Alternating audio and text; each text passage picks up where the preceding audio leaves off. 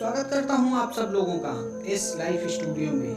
तो अगर हमारे चैनल पर नए आए हो तो चैनल को सब्सक्राइब करना ना भूलें। आज की कहानी है एक विधवा औरत की दर्द भरी कहानी। दुनिया में बिना किसी कमाते पुरुष के जीवन बिताना कितना मुश्किल होता है, और खास करके किसी औरत के लिए।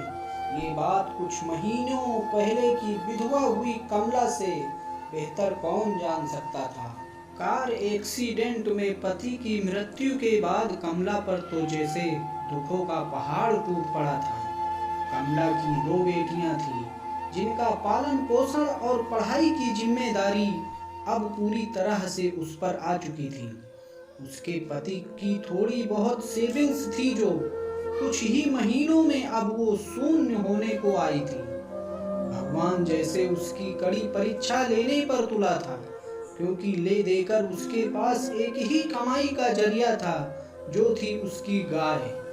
पर अब वो भी बीमारी से मर चुकी थी।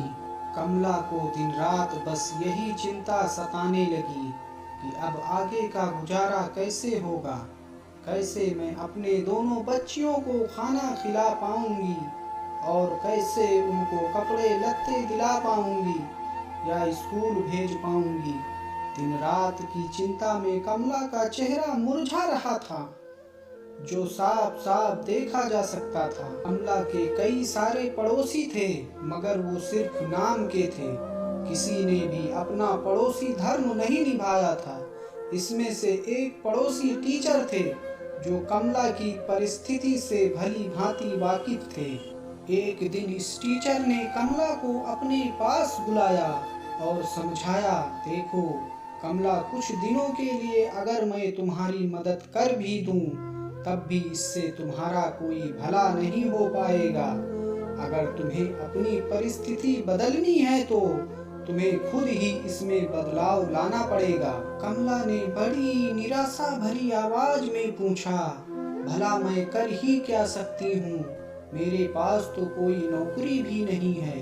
टीचर ने कहा, नहीं नहीं कमला, मैं तुम्हें नौकरी करने के लिए नहीं कह रहा हूँ।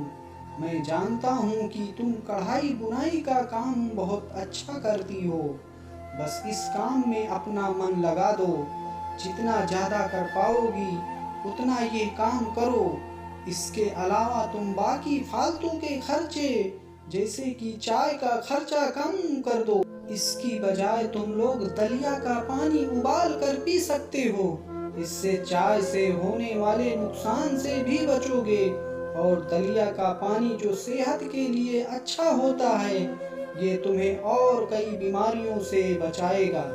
और इस तरह से तुम थोड़ा थोड़ा पैसा बचाकर अपने लिए फिर से गाय खरीद सकती हो, और अपनी रुकी हुई जीवन की गाड़ी को आगे बढ़ा सकती है। कमला को इस भले शिक्षक की बात में कुछ दम लगा। उसने वैसे ही किया जैसे इस टीचर ने उससे करने के लिए कहा था, और देखते ही देखते 1 साल बीत गया। साल के अंत में कमला के पास इतने पैसे बच गए थे कि वो एक गाय खरीद सके। दोस्तों, जिंदगी में सुख दुख उतार चढ़ाव आना बहुत ही सहज बात है। सुख आने पर हमें होश में रहना चाहिए, और दुख आने पर हमें अपने आप को संभालते हुए उससे निकलने का रास्ता ढूंढना चाहिए। बस इसी तरह जीवन आगे बढ़ता है।